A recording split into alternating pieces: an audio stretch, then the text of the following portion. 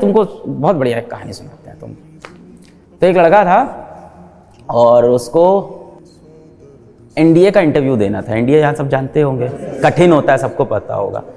तो एनडीए का इंटरव्यू देना था और वो केरल से निकला देहरादून के लिए। देहरादून में था इंटरव्यू।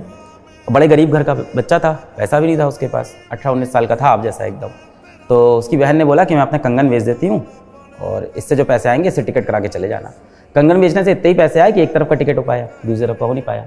और इंडिया में यदि आप सेलेक्ट हो जाओ तो आने जाने का आपको पैसा वापस मिला। तो उसको पूरा भरोसा था कि मुझे आने जाने का पैसा मिल जाएगा। वो पहुंचा, ठीक है, उस बच्चे को पायलट बनना था। तो गया भाई देहरादून में एनडीए के इंटरव्यू में और रिजेक्ट हो गया। कॉमन सी बात है, बहुत टफ होता है। रिजेक्ट हो गया। जैसे ही रिजेक्ट हुआ उसको लगा अब क्या करें, अब अपनी बहन को क्या मुंह दिखाएंगे, अपने पिताजी को क्या मुंह दिखाएंगे, कंगन बेच के यहाँ तक आए हैं, क्या इज्जत रहेगी हमारी। तो वो बच्चा चला गया पहाड़ की चोटी पे और चोटी के नीचे थी गंगा नदी। और फिर उसके मन में वही ख्याल आया जो हम सबके मन में कहीं ना कहीं कभी ना कभी तो आता ही है, मेरे मन में भी ऐसा क्या आता है। तो एक बार चोटी की तरफ जाए फिर पीछे चला जाए, क्योंकि डिसीजन लेना पड़ता है, ठीक है।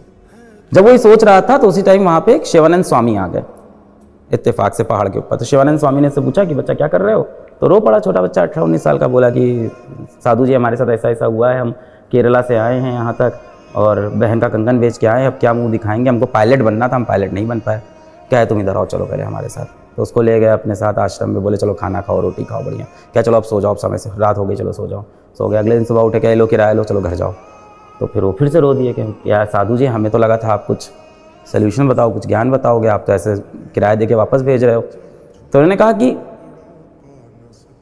तुम पायलट आज इसलिए नहीं बन रहे हो क्योंकि भगवान ने तुम्हारे लिए कुछ बहुत बड़ा प्लान कर रखा है। तो वो बंदा प्लेन उड़ाना चाहता था, फिर उसने मिसाइल उड़ाई। डॉक्टर एपीजे अब्दुल कलाम साहब।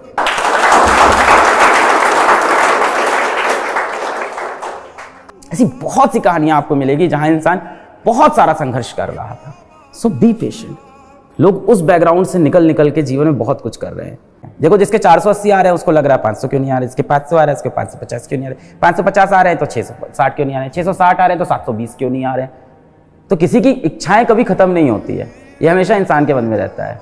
भाई जो साइकिल चल रहा है उसको लग रहा है कि बाइक कब आएगी, बाइक है तो कार है तो जगुआर कब आएगी, जगुआर है तो बेबी कब आएगी। तो चाहत इंसान की कभी खत्म नहीं होती है। तो इंसान के पास जितना है उसके लिए सबसे पहले भगवान से आपको शुक्रमंद होना चाहिए कि इंसान के रूप में आपको पैदा किया। सबसे बड़ी बात, आपको क्षमता दी है जीवन में कुछ भी हासिल करने की।